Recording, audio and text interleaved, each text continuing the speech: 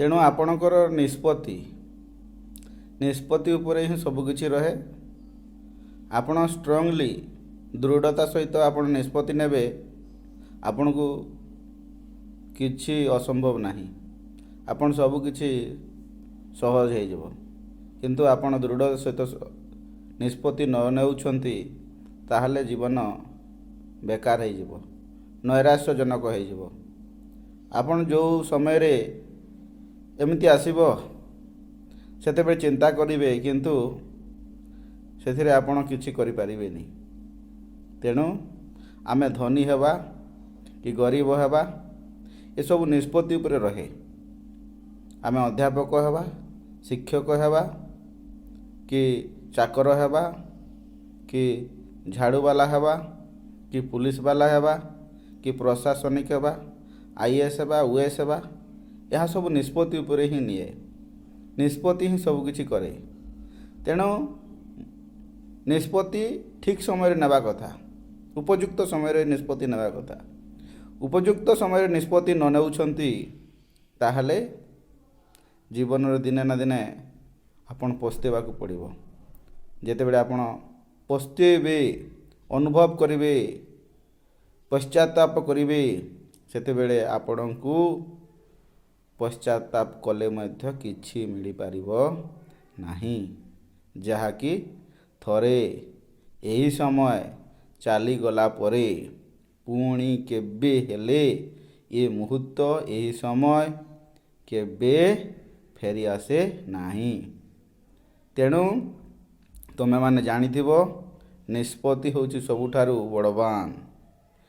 ଆପଣ ଥରେ ନିଷ୍ପତ୍ତି ନେଉଛନ୍ତି ତାହେଲେ ଜୀବନର ଗତି ବିକଶିତ ହୋଇଯିବ, ଉନ୍ନତି ହୋଇଯିବ, ପରିବାର ଗୋଟିଏ ପରିଚିତି ସୃଷ୍ଟି କରିବ, ନିଜର ପରିଚୟ ସୃଷ୍ଟି କରିପାରିବ।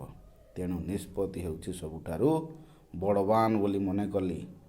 ସେଥିପାଇଁ ମୁଁ ଆଜି ମୋ ପାଖକୁ କିଛି ପିଲା ଆସିଥିଲେ। ସେମାନେ ବାହାର ରାଜ୍ୟକୁ କାମ କରି ଯାଆନ୍ତି। ସେମାନେ ଛାତ୍ର ଗୁଡ଼ିକ ଥିଲେ।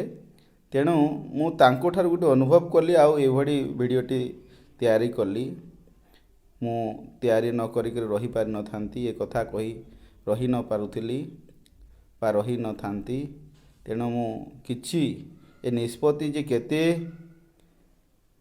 ଗୋଟିଏ ମଣିଷକୁ ପରିବର୍ତ୍ତନ କରିପାରେ, ତେଣୁ ତୁମେ ଆଜି ନିଷ୍ପତ୍ତି ନିଅ ଏବଂ ନିଜର ପରିବାର ଏସବୁ ବଦଳିଯିବ। ତେଣୁ ନିଷ୍ପତ୍ତି ନିଅ, ଭଲ ଭାବରେ ପାଠ ପଢ଼, ଭଲ ମଣିଷ ହେବ, ଭଲ ଜାଗାରେ ରହିବ। ସବୁକିଛି ସମ୍ଭବ ଏ ସଂସାରରେ। ଯେଉଁମାନେ ଆଜି ଭଲ ପଦବୀରେ ଅଛନ୍ତି, ଭଲ ଜାଗାରେ ଅଛନ୍ତି, ଭଲ ରହୁଛନ୍ତି, ଭଲ ଖାଉଛନ୍ତି, ଭଲ ବେଶ ପୋଷାକ ପିନ୍ଧୁଛନ୍ତି, ଗାଡ଼ି ମଟର ଯାହା ବି କରିଛନ୍ତି, ଏ ବିନା ନିଷ୍ପତ୍ତିରେ କିଛି ଅସମ୍ଭବ ନାହିଁ।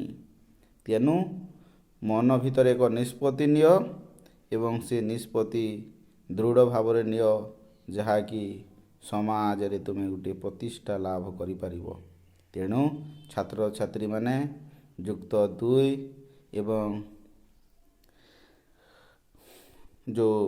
ଯେଉଁମାନେ 10ମ ଶ୍ରେଣୀରେ ପରୀକ୍ଷା ଦେବ, ଏହା ହେଉଛି ତୁମର ଉପଯୁକ୍ତ ସମୟ। କିନ୍ତୁ ଟିକେ ସମୟ ଗଡ଼ିଗଲାଣି, ହେଲେ ମଧ୍ୟ ବର୍ତ୍ତମାନ ତୁମେ ନିଷ୍ପତ୍ତି ନେବ, ତାହେଲେ ତୁମର ଯେଉଁ ପରୀକ୍ଷା ଫଳ ବେଳକୁ ସୁଫଳ, ଭଲ ଫଳ ମିଳିବ। ଯାହାକି ସେତେବେଳେ ଅନ୍ୟମାନେ କାନ୍ଦୁଥିବେ, ଯେଉଁମାନେ ନିଷ୍ପତ୍ତି ନେଇନଥିବେ ସେମାନେ କାନ୍ଦୁଥିବେ ଏବଂ ତୁମେ ନିଷ୍ପତ୍ତି ନେଇଥିବ, ନିଜର ପରିବର୍ତ୍ତନ କରିଦେବ। ଯାହା ଲୋକ ଭାବିନଥିବେ ତାହା ତୁମେ ଦେଖେଇ ଦେଇପାରିବ।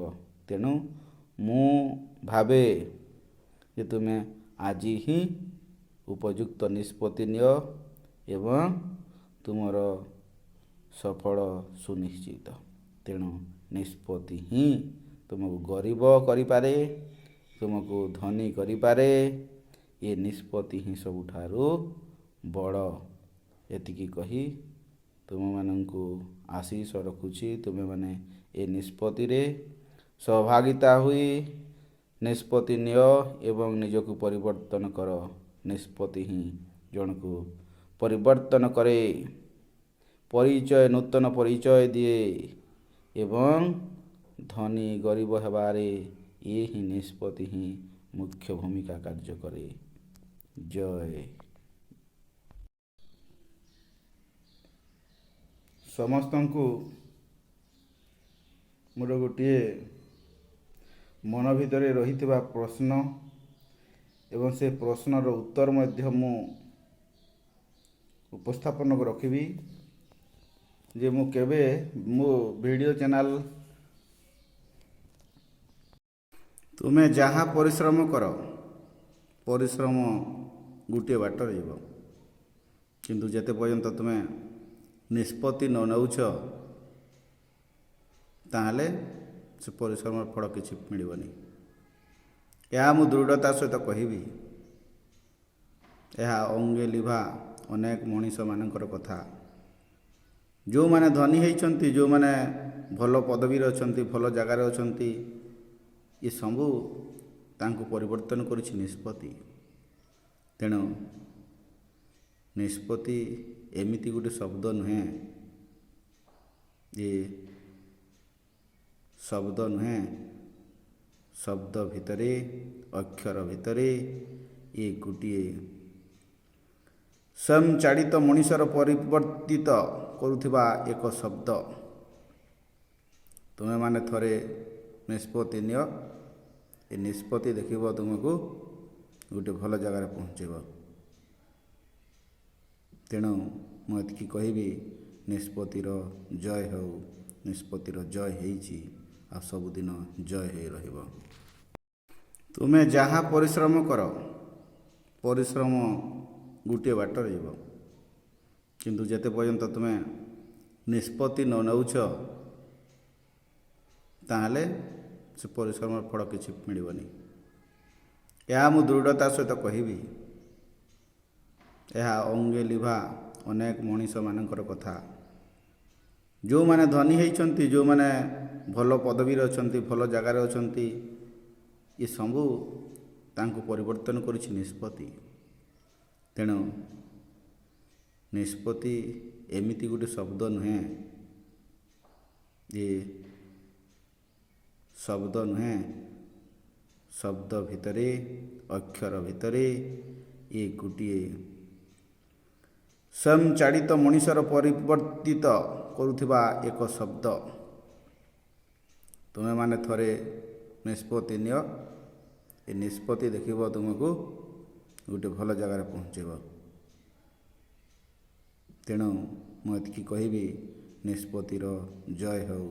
ନିଷ୍ପତ୍ତିର ଜୟ ହେଇଛି, ଆଉ ସବୁଦିନ ଜୟ ହେଇ ରହିବ।